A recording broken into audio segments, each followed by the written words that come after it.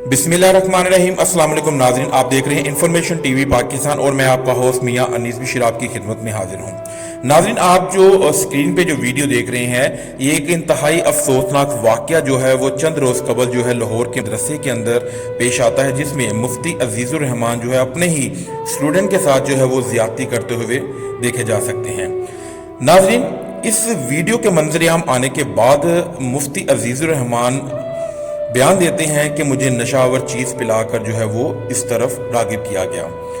नाज़रीन, आज session court के अंदर अजीज़ुर रहमान के जो बेटे हैं वसीउर रहमान और हाफिजुर रहमान, इन्होंने अपनी प्री अरेस्ट बेल जो है वो दायर कर दी है।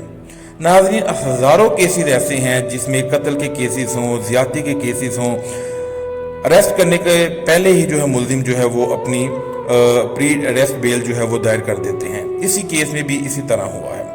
ज़ैनब का केस ले लें, उससे मोटरवे सानिया ले लें। नाज़रीन, जब तक मुल्जिमान को सज़ाएं नहीं सुनाई जाएंगी, हज़ारों केसेस ऐसे हैं जिसमें मुल्जिमान को कैफरे करदार तक नहीं पहुंचाया गया।